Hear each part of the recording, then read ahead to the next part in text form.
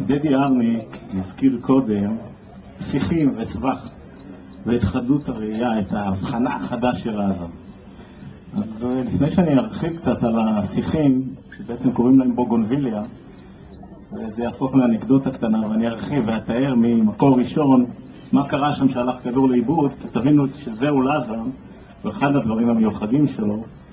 אני אגיד רק שאת לזר הכרתי מגיל 11, כשהגעתי, או נשלחתי על ידי פייגר למכבי תל אביב, ומאז ליגה, גביע, נבחרת, 40 וכמה שנים. בוגונביליה. לזר היה אדם עם לב טוב ורחב, ואהב לעזור.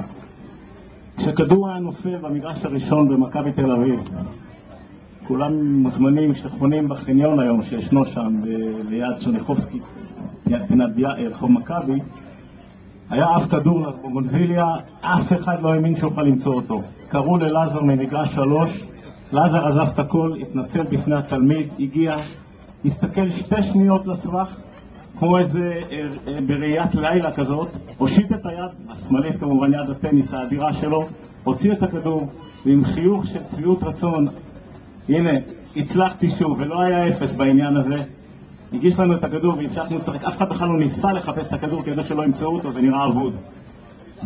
זאת דוגמה, אנקדוטה קטנה ללזר הטוב, העוזר. ולזר גם היה אדם מאוד דוגרי. לא הזכירו בדיוק את המילה הזאת פה, אבל היום המילה דוגרי היא בהחלט מילה שאינה כל כך נמצאת, לא נמצאת כל כך בכל מקום, והוא היה אדם דוגרי. והקטע של לעזור ודוגרי והצניעות הגדולה שלו, זה בעצם הדברים שהם לא פחות זכירים בעיניי מאשר היותו אגדה של טניס וווינר אדיר. ואני מציע לכל אחד שיוצא לו לחנות בחניון ברחוב צ'רניחובסקי, פינת מכבי בתל אביב, לעצור שנייה, כמו שעשיתי ביום חמישי האחרון, וצילנתי שם כמה דברים שהשתמרו, ובשבילי הם לזר. הקווים, קווי האורך של המגרש, במגרש 3, שבו לזר אימן, עדיין שם. צילמתי אותם. כנ"ל הקווים במגרש מספר 1 שהיינו משחקים זוגות רביעי ושישי. והטריבונה הישנה, שיש בה היום פיקוסים קטנים ששתלו, עדיין שם. וכמובן, המדרגות שיורדים, עדיין שם.